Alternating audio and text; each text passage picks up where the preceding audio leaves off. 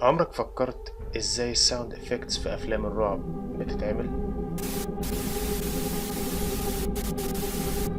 خليك معايا ويا ريت عشان تسمع كويس.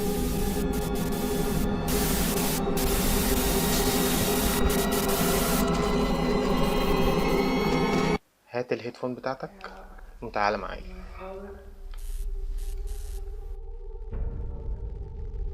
في آلات كتير بنستخدمها في افلام الرعب، بالذات اللي بتعمل اصوات غريبة. الآلات دي محدش يعرفها، هو اخترعوها جديدة، زي مثلا الووتر فون اللي احنا هنشوفها دلوقتي مع بعض.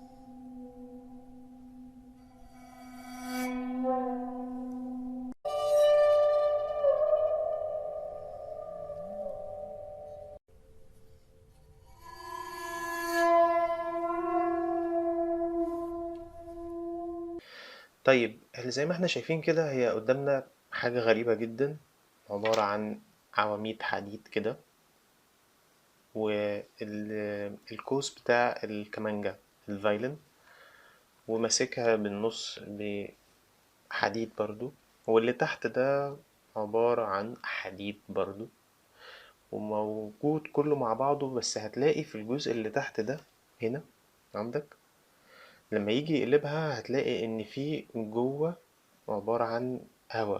يعني هو حاجة حديد، غطا حديد كده وغطا حديد كده، وفي النص فيه هوا. الهوا ده هو اللي بيسمح للصوت اللي انت تسمعه ده.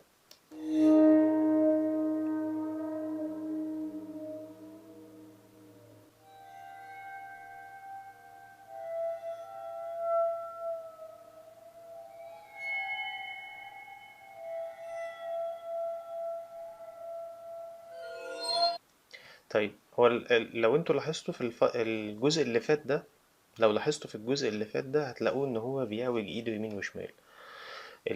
ده بيدي زي الفيبراتو، زي اللي في الأورج كده، بيكون في عصاية كده صغيرة في النص على الجنب، هي اللي بتعمل الصوت كده.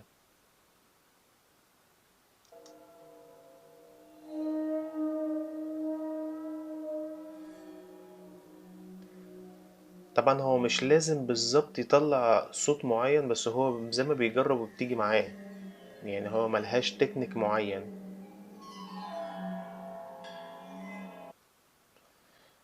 في جزء تاني فيها برضو، الجزء اللي انا قلتلكوا عليه تحت ده هيجي اهو.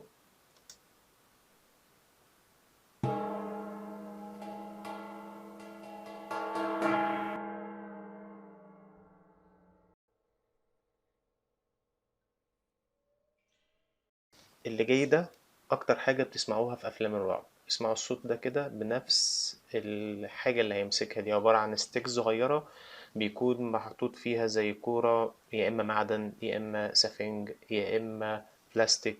كل حاجة وليها الساوند افكت بتاعها.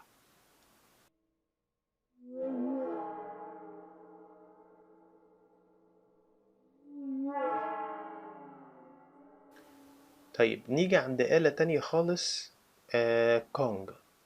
كونج عبارة عن آلة زي الجزء اللي موجود في الدرامز، اللي هي بتعمل تش دي كده، بس على شكل كبير جدا، تقريبا بحجم الإنسان أو أكبر منه بكتير. دي بقى يعني صوتها ما أقولكوش. انتوا ملاحظين إن الآلة إزاي كبيرة؟ تمام.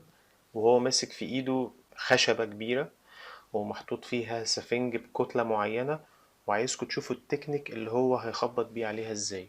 كل حركة وكل خبطة ليها صوت معين.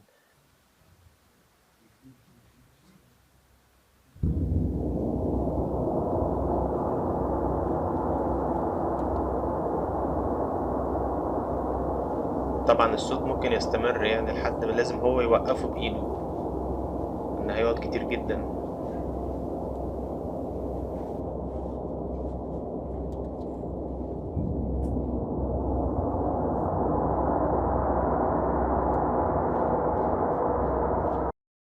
هو الراجل ده انتوا هتفكروه ان هو بيلمس او ما بيعملش حاجة، بس استنوا كده على الصوت وشوفوا ايه اللي هيحصل.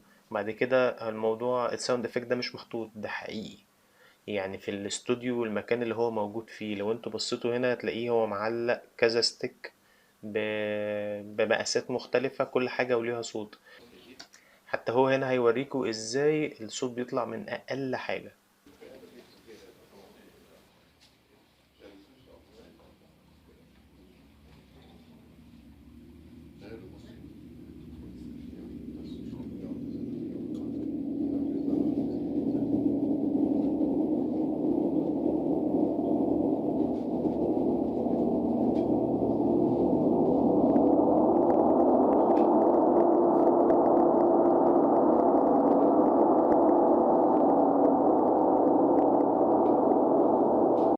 عن الصوت رهيب جدا. وفي الاستديوهات الموضوع بيبقى على أعلى مستوى، بيسجل الحاجات دي ويبتدي إن هو يوظفها. في أصوات الرعب بالذات، أو في أفلام الرعب أو أفلام الأكشن، تلاقي مثلا الحاجات اللي بتبقى في المية، قرش، وحش ما، إلين. الحاجات دي مش بياخد الصوت ده بس، لا هو بياخده بيعمل فيه إيديت وبيحط صوت على صوت. يعني ممكن يخلط ما بين الآلتين، الووترفون والكانج اللي احنا شايفينها دي.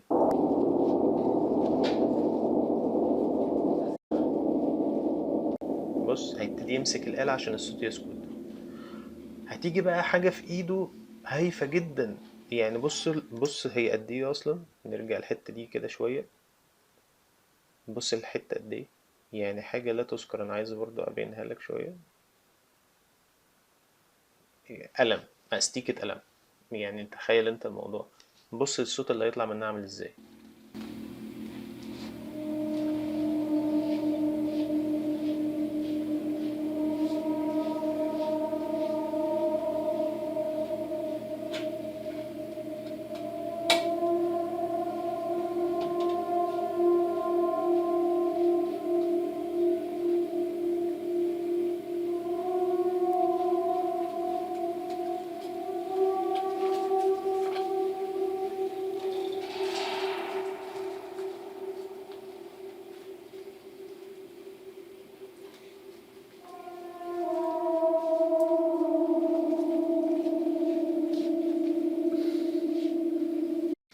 طبعا انا لو سمعت او لو حد قال لي ان استيكة قلم او حاجة زي استيكة القلم على الحاجة الكبيرة دي بتطلع الصوت اللي انتوا سامعينه ده، اللي احنا بنخاف منها في افلام الرعب، لا يمكن ان انا كنت هصدق حاجة زي كده.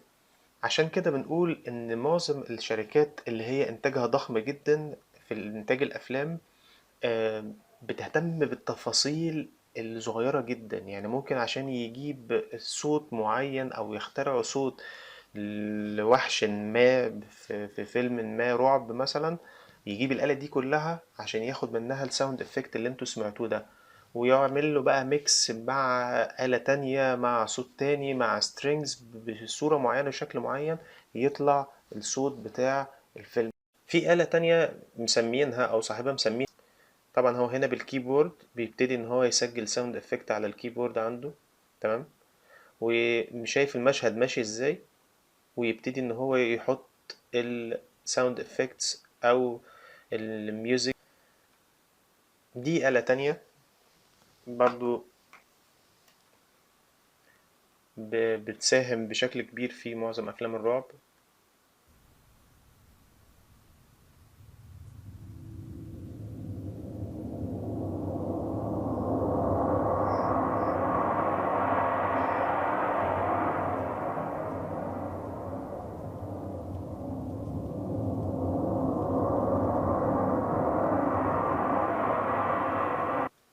طيب لو احنا بصينا هنا الموضوع بمنتهى البساطة عبارة عن حتة حديد أو ضصاج متثبت عليه حتت حديد صغيرة جدا أهي.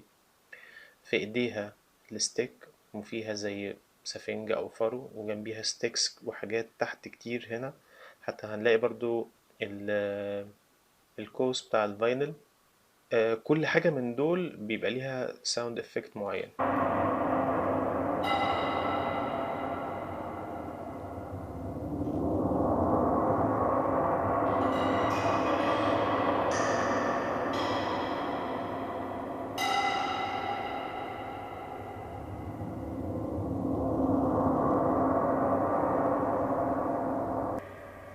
هي هنا تبتدي تستخدم القوس بتاع الكمانجا عشان تعمل بيه ساوند افكت معين.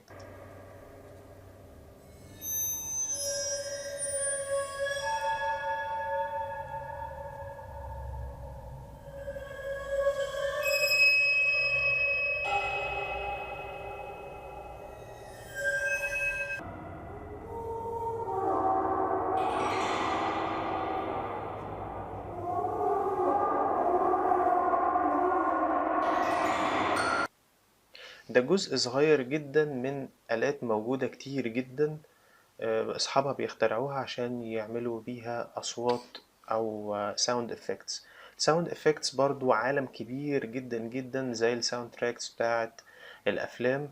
دي هنشوفها مع بعضينا في مرات جاية إن شاء الله. سلام.